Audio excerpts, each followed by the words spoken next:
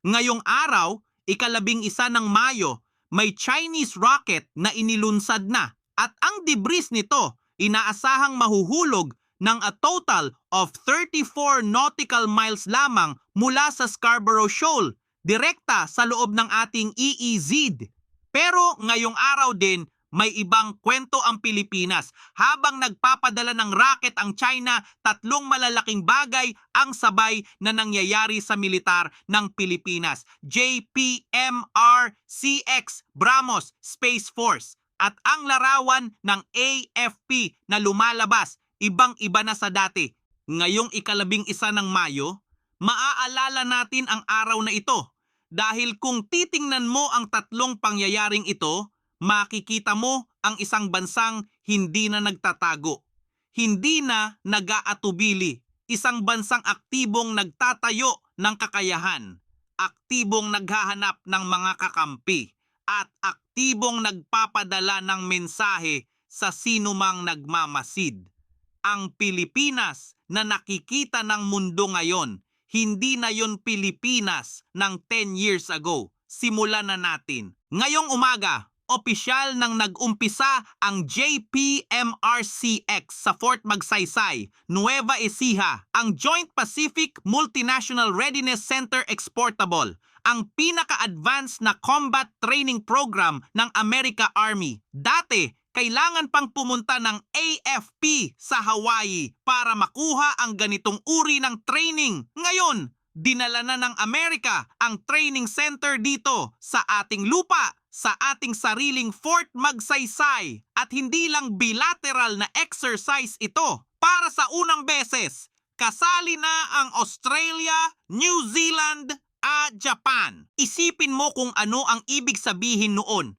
4 na bansa, bukod sa Pilipinas, sabay-sabay na nag-exercise sa Philippine soil. Amerika, Australia, New Zealand, Japan. Lahat ng ito pagkatapos lang matapos ang balikatan noong ika-8 ng Mayo. Walang pahinga.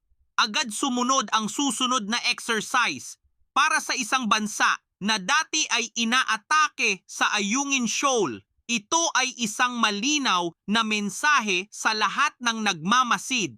Ang Pilipinas ay hindi nag-iisa at ang mga kasamahan nito nandito na. At may mga first na naganap sa JPMRCX na dapat malaman ng lahat. Para sa unang beses, gagamitin ng America 25th Infantry Division ang Next Generation Squad Weapons sa Pilipinas. Ang M7 rifle at M250 automatic rifle, ang pinakabagong small arms ng Army ng Amerika, hindi pa nakita sa anumang joint exercise dito at bago pa lang ito ngayon. Ibig sabihin, ang AFP ay nag-exercise kasama ang pinakamodernong infantry weapons ng Amerika.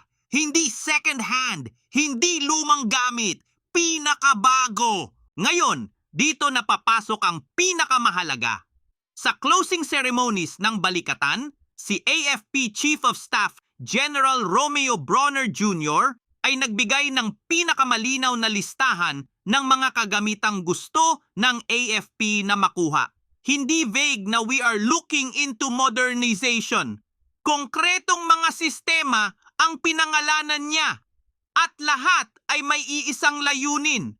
Permanently armasan ang buong West Philippine Sea coastline. Ito ay hindi wish list.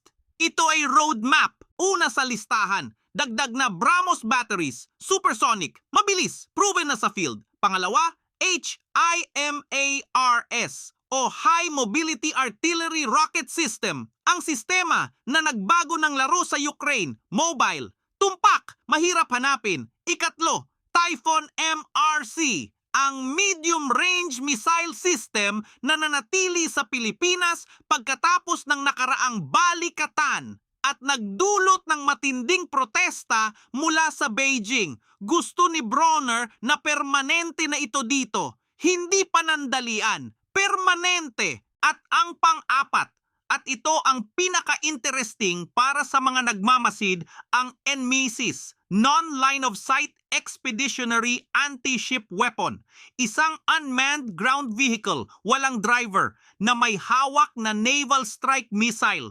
dinisenyo para pigilan ang enemy warships mula sa lupa nang hindi na kailangang ilantad ang sariling mga tropa. Isang sasakyan na nakatago sa sulok ng isla na may kakayahang makapinsala ng warship sa dagat. Ito ang susunod na hakbang ng AFP. Ang layunin ni Bronner, malinaw, ang tinatawag na archipelagic defense. Sa halip na magtipon ng lahat ng puwersa sa iisang lugar, ang ideya ay ikalat ang mga mobile missile battery sa buong coastline ng West Philippine Sea. Bawat isla, isang firing platform, bawat dagat passage, covered. Kahit anong barko na pumasok ng walang pahintulot, mahaharap ng fire mula sa maraming direksyon ng sabay-sabay. Hindi na iisang linya ng depensa, isang network ng magkakasamang firing positions na mahirap lampasan. At para matupad ito, may malaking financial breakthrough na nangyari ngayong linggo sa ilalim ng bagong General Appropriations Act. Para sa unang beses, pinahintulutan na ang gobyerno ng Pilipinas na manghiram ng pondo gamit ang ODA loans para pabilisin ang defense modernization. Hindi na kailangan pang mag-antay ng mabagal na yearly budget cycle. Maaari nang mag-bulk buy ang AFP ng malalaking sistema, mas mabilis, mas malaki, at mas malinaw ang direksyon kaysa anumang nakaraang year. Ibig sabihin, ang mga sistema na binanggit ni Bronner, BrahMos, HIMARS, Typhoon, and Misis, hindi na ito mga pangarap na naghihintay ng pondong hindi darating. May legal framework na, may political will na, at may pondo na. Ang tanong ngayon ay hindi na kung makukuha ang mga ito, kundi kailan. At sa bilis ng nangyayari sa AFP modernization ngayong year, ang sagot ay malamang mas maaga kaysa inaasahan ng marami. Ngayon, pag-usapan natin ang Space Force.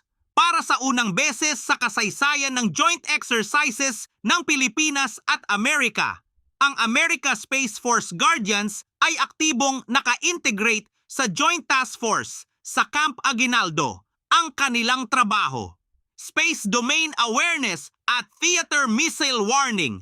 Sa simpleng salita, nagbibigay sila sa AFP ng kakayahang makita ang mga incoming ballistic threats mula sa kalawakan at i-coordinate ang mga over-the-horizon strikes para sa mga BrahMos units sa lupa.